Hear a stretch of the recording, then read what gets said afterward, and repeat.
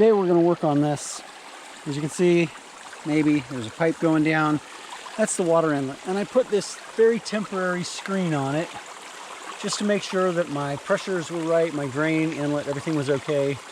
And I'm happy with that. And obviously this keeps plugging up, so I'm going to build a better screen. I'm going to take and build a small dam across here just to create some slack water so more sediment will fall out before it gets to it.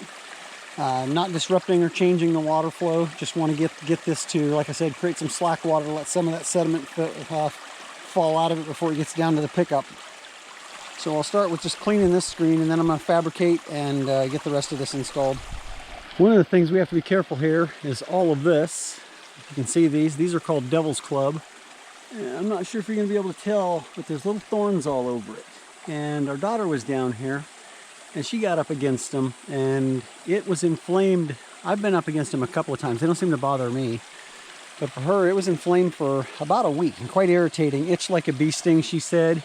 We've been looking up a lot of local plants, and this plant, according to my wife, she's doing all that research, has a lot of medicinal purposes. So we're trying not to disturb this, you know, as little as possible, and maintain this. All right, here's the plan. I'm going to leave this all slip fit. This will all come apart. And I've drilled the holes only on the top side. I'm hoping that by creating the slack water, the sediment will fall out, and then by having all these holes, there'll be a lot less suction on this, so that it's not going to be, I may come back later and drill holes in the bottom depending, but I didn't put holes in the bottom because I don't want to be sucking anything up off of the bottom. And then we'll make that a little bit deeper. I would have this up off of the bottom of the creek bed anyway, but I think that'll be sufficient. Then I will wrap it and zip tie it in this. I'm making 2 of them so that we can take them apart, put one on. If it gets clogged, take it off, just slip the other one on, then set it in the sun, let it dry, take it apart if we need to clean it out, or just blow it off. We'll see. Those are done. I'm not sure if you can tell, but the holes are on the top side of it here, and I just double wrap the screen around it. And like I said, we'll have 2 of them so that we can have one on it and then quickly replace it and clean the other one. Got the log in where we want it. Now I'm going to go through and level it, try to make it so it looks like natural waterfall over the top of it, and start shoring it up. That's looking pretty level actually, right where I placed it. So now we'll come in, start kind of filling around it.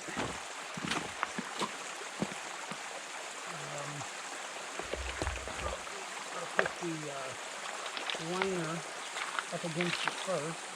Okay, there you can see we filled the bottom with rock and then kind of smaller rock up against it. And then we'll put this pond liner down in it and then cover that with rock also. All right, that's done enough for now. We brought in some small rock, got the filter set into it. As more and more sediment comes down and fills that, we've still got water coming around and through, mostly on that side over there. And it doesn't matter if all the water's going over the log, I just wanted enough of it to create slack water and back that up. So it was a little bit deeper and allowed the sediment to fall out. And as time goes by, it'll look more and more natural.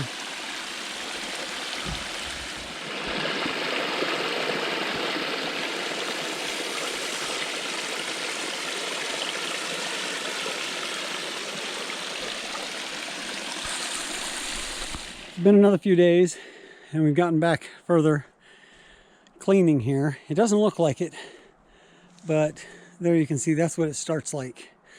And we take out all the deadfall, all of the branches and stuff that have fallen.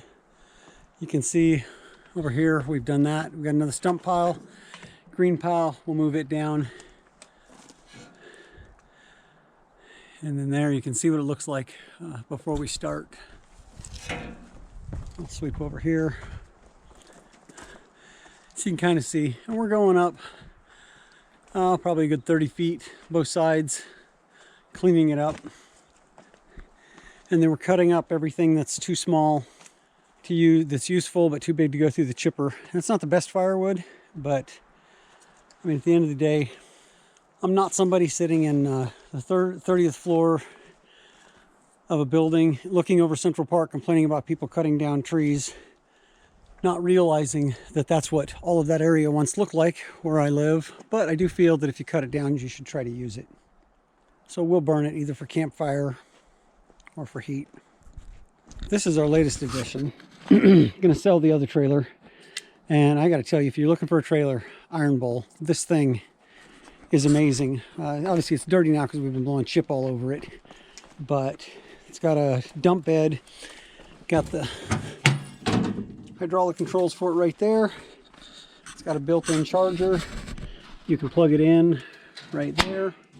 But what is super cool about this trailer is it is made very different than all the rest. All the rest, usually the sides are flat and they've got like 2x2 up here they've welded to. This is all one piece. All of these, I'm not sure if you're going to be able to tell because we've got it kind of loaded with chip here, but this is all one piece and it's not 1/8 inch like it usually is. This is 3/16 powder coated. This thing is solid. The back opens up, either splits or it'll open up like to dump gravel, or you can take the whole back off. And we took the back off, and I can deadlift a fair amount for being old, and I can barely lift it. It is a 10,000 GVW, 7,000 payload, so 5x10, it weighs 3,000 pounds by itself, and it is an absolute beast. Very happy with that. Compared to the rest we looked at, I mean, they're made out of tin. You got the chain hooks here for the dump bed, binder hooks, the ramps. It's a very, very solidly built trailer. And this load here, it's not quite full. That's about a day of cleaning and chipping. Of course, we spent some time cutting up firewood and such. We've been taking a bunch of firewood down too. We've got even more down there now. We're cutting it up here and then load it in this trailer and taking it down. It's just easier. That's the end of another beautiful day. We just finished working, and I want to share one of the things that we've learned in developing property, and that is it's what you don't know that usually gives you the most grief.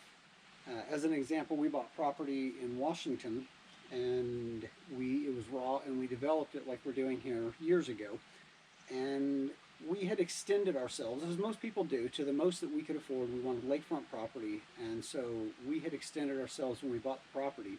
And then we go to get ready to build, and we go down to planning and zoning. And the property, the way the property was situated, it was 400 feet wide and about 2,200 feet long. It was 20 acres. It was a meadow. You went up a hill, came down the hill, and it was 463 feet of lakefront. Beautiful piece of property. Obviously, everybody wants to build on the lake front. That's why you pay a premium for it. So we go down to get our permit, and the lady behind the desk, typical bureaucracy, points at her map on the computer screen and says, "There's an osprey nest, you can't build there." And we're like, "What?" Like, yeah, the osprey is an endangered species and you can't build within 600 feet of an osprey nest.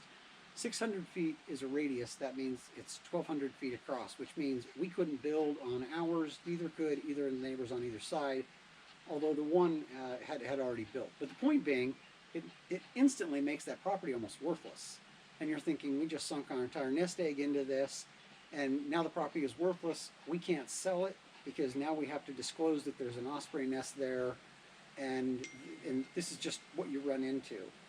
So we're disheartened. We go around and around and around about this, and finally about 3 weeks goes by, and I'll still remember the kid's name. His name was Jeff. I get a hold of the Department of Fish and Game and ask him, hey, I'm being told I can't build here because the osprey. And he laughs and he says, the osprey's been off the endangered list for 6 years. And I go down to planning and zoning and I say, Jeff from Fish and Game, Jeff whoever, says the osprey's off the endangered list. And she just goes, oh, stamp, and you're good to go. And my point in that is you have these just,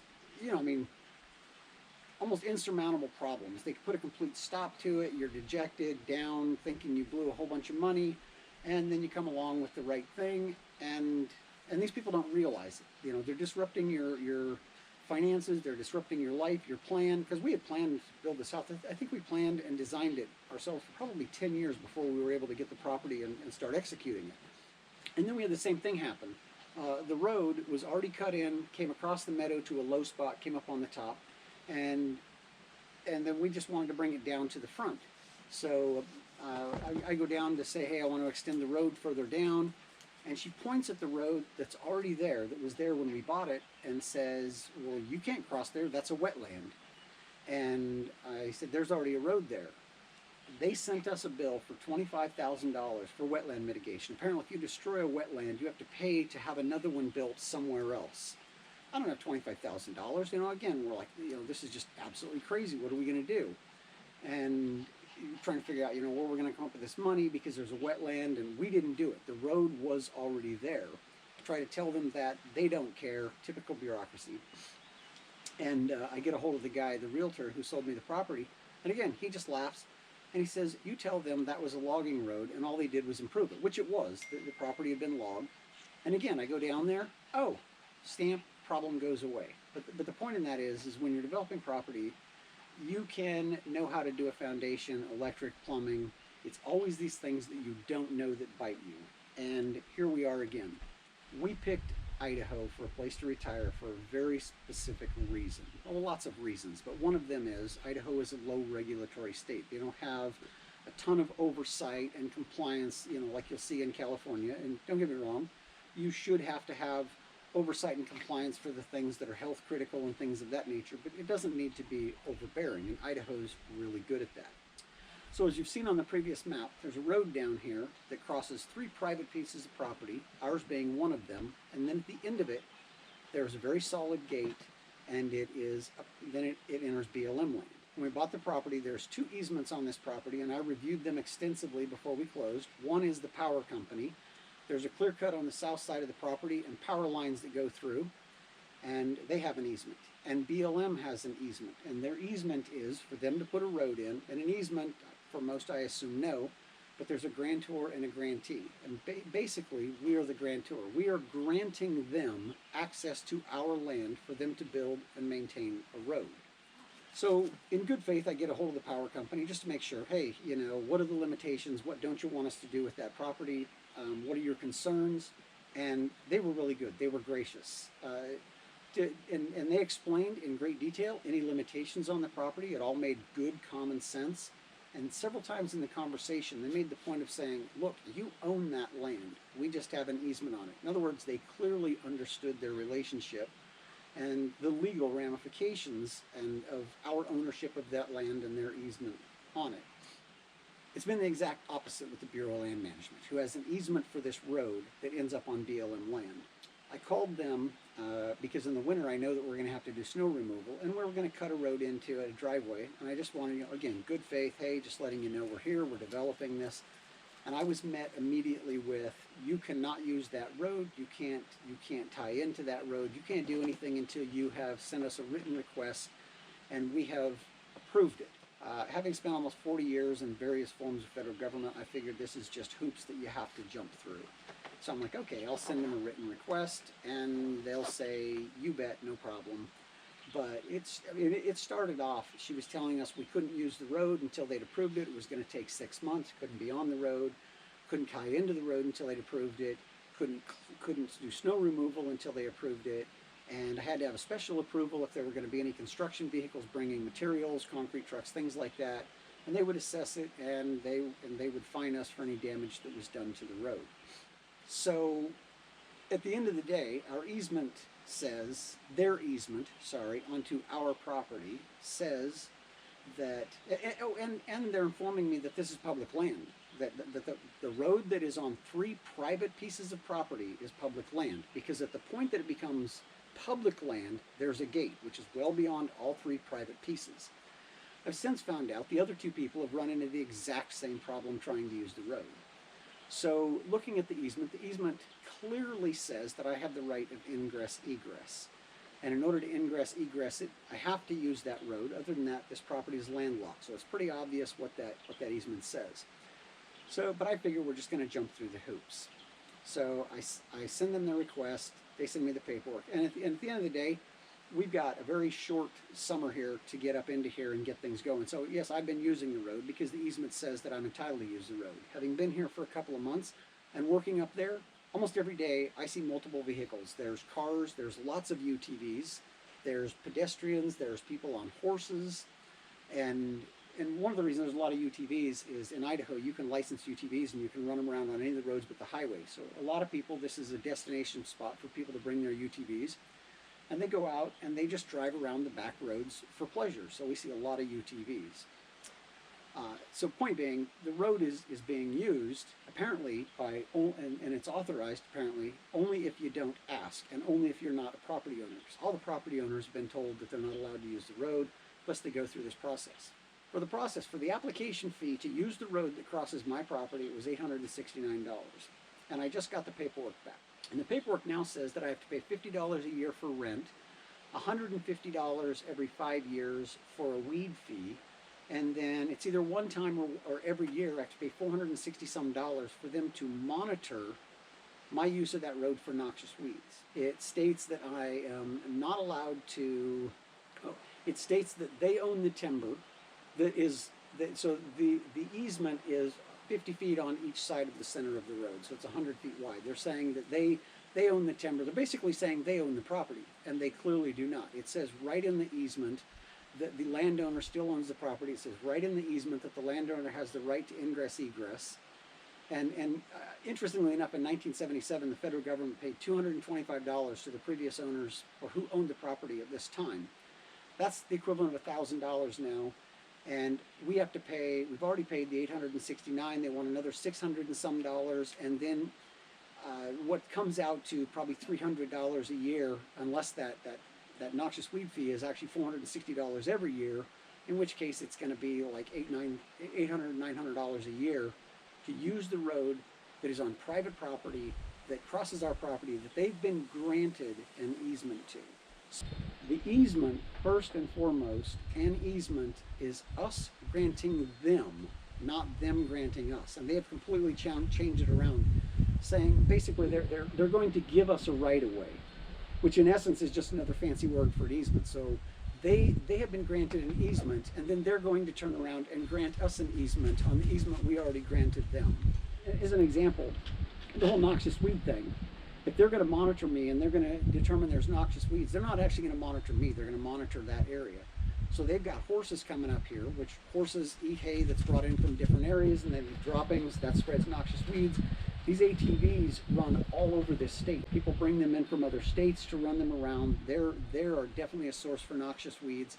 I'm told I can't put up a gate to block it. Not that I would want to block people, but if I'm responsible and I'm going to get fined for the noxious weeds on the road that's on my portion of the property, then clearly, if I'm going to be accountable, I have to have the ability to block that so that these people can't bring noxious weeds in. Point being, there's no way that it can be monitored. There's no way it can be enforced. So all it is a revenue stream. And at the end of the day, the easement is very clear that the homeowners, that this is being granted to the government, not from the government, and that the homeowners have a right to ingress egress. So my point on this is just to let you know, if you ever decide to develop land, be ready, because no matter where you're at, we came to Idaho because the state is very non-invasive in that manner, but again, this is federal government. So if you ever go to develop land, this is twice we've run into it, well, 3 times on 2 different pieces of land, where you just end up in these situations dealing with bureaucrats who are on some sort of power trip, and you have to be willing to go through the process. Don't know that we're going to win. I mean, when I look at the easement, it's very clear, but you know, the law swings in crazy ways. So we'll see where it lands, but I'm reading the easement, and I have the legal right to use that road, and we are. I'll let you know where it lands. It's been a while since I've done a video. We have gotten a lot done, but a lot of it is very repetitive work. So I'll take you around and show you some of that. I'm going to start with this. We got this figured out, got the batteries reconditioned, and discovered that one of the problems that we had was the RV refrigerator was pulling 600 watts. So we're making 12, 13 kilowatts a day, but 600 watts non-stop. Was taking all of the battery. So I put the refrigerator on gas. I need to do some investigation because I think there's something wrong with it. It shouldn't be pulling that much power.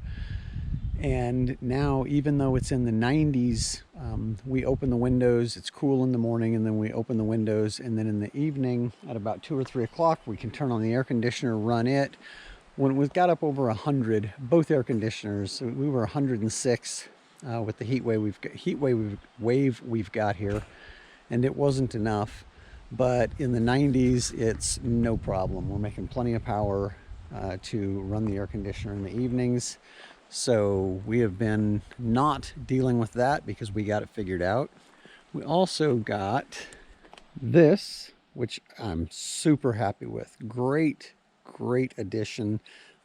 It does amazing. I can't think of anything I would improve on it. It's very rugged, very fast. You put it on the skid steer, and at idle, you just sit and split wood. So that we have, if you recall, there was a huge stack of wood here that was cut up and ready to be split. And as I've mentioned before, bringing down everything that's too small for slash and too large for, slash and too small for lumber. So we've got some more there that we got to cut up.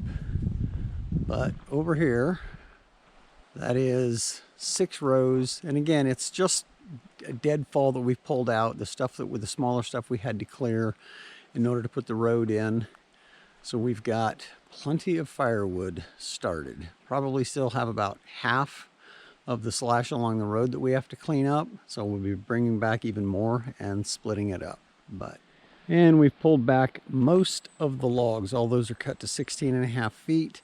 I'm still going to have some more as I do the sloping of the upper side of the bank. I'm going to have to take out some more trees and we'll be bringing those back. So we've spent the last probably 2 or 3 weeks, which I'll show, just cleaning up the slash piles on the side of the driveway that we put when we were cutting the driveway in. And then we did a section where we were cleaning, believe it or not, raking the forest to get the deadfall. We stopped doing that because we realized that is just, there's so much deadfall here that needs to be a longer term project, and we can't let that slow us down from what we're doing.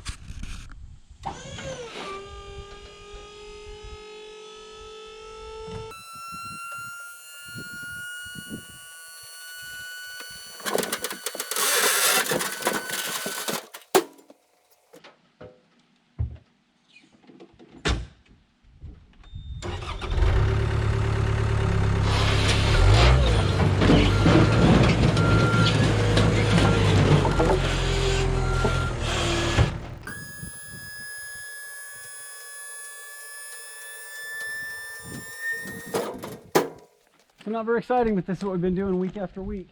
We bring down firewood, cut it up, split it, stack it. We do a load of stumps, slash firewood, logs, and just trying to get all that we cut out for the road brought down here and dealt with.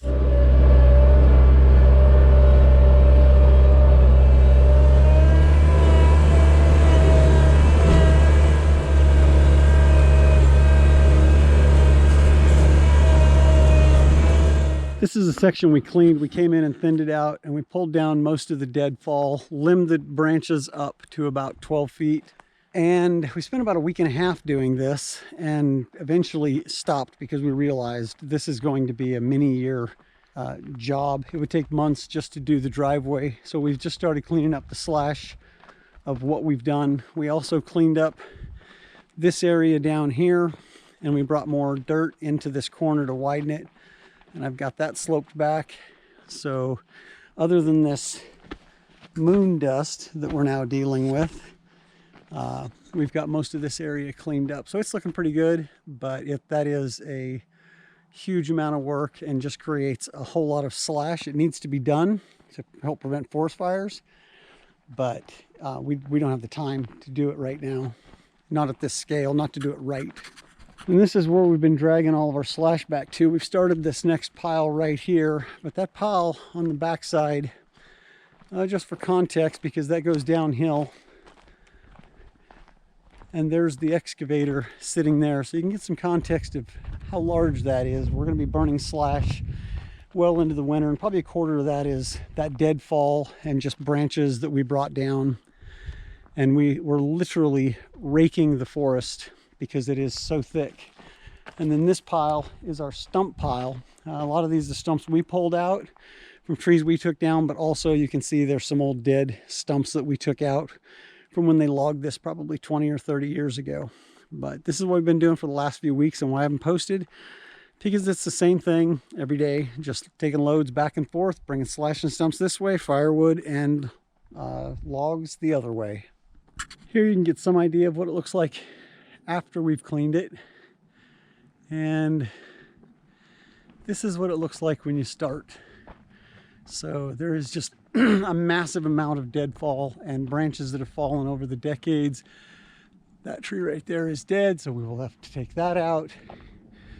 These old stumps. So what we've started doing is just coming on this side, which is where I was throwing all the slash from when I put the road in, and we're just cleaning it up. We're not raking and cleaning up everything. We're just pulling up the slash that we created so that I can get back to work on getting this road. I mean, it's pretty rough right now because we're in here tearing stuff up, getting this slash out of here. But that way I can slope this bank back and level this off, smooth it out. It's a pretty rough ride right now.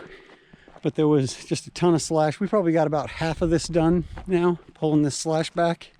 And if you watch any of the channels, we're dealing with a heat wave right now. It's up in the 90s. When I say other channels, there's actually some other couples that are in the same area that are building. They're dealing with the same thing. And so yeah, it's definitely, we were getting up early, getting up at say 4:30 so we could get out here, try to beat the heat. Might need to start doing that again, but we're at this point now, most of it is equipment work. There you can see a slash pile. This is where we're at, headed that direction. So we've got stumps, we've got some firewood we'll be cutting out of that, and the slash that we bring out of it.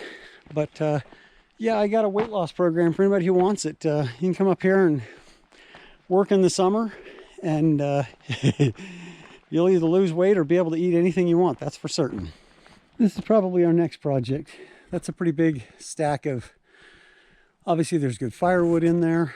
So we're going to be starting to separate out the firewood from the slash, pull the stumps out of it, so that we can then probably use this as a second slash pile, because we're probably going to be pulling the slash down in winter to burn it down where we're at so that we can watch it.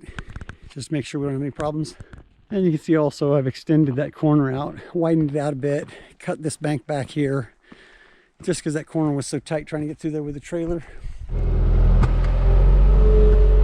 Looks like we're not going to be doing any excavator work today. We seem to have misplaced the key, but I called the guy I got it from in California. Super nice. They're actually going to cut a key and overnight it, so it should be here tomorrow. Well, overnight in Idaho might not be actually overnight, but can't say enough good about that. That guy even asked how much I had to pay, and he's like, nope, we're happy to take care of it. So real happy about that. We'll get a key and get back to work. So now we got to go down and do some work that doesn't require the excavator. I cannot believe the bonehead move I just did. We went down to get the grapple so that we could pull some of this out and start cutting it up. I hook it up, I bring it up here, I go to lift up to grab this, and the whole grapple fell off because some idiot in their haste forgot to attach these, so the whole thing is hanging from the hydraulic hoses. Surprisingly, they held, but it swung back, not hard, not violent, it's just it weighs so much, and hit that. So now I get to get a new windshield too.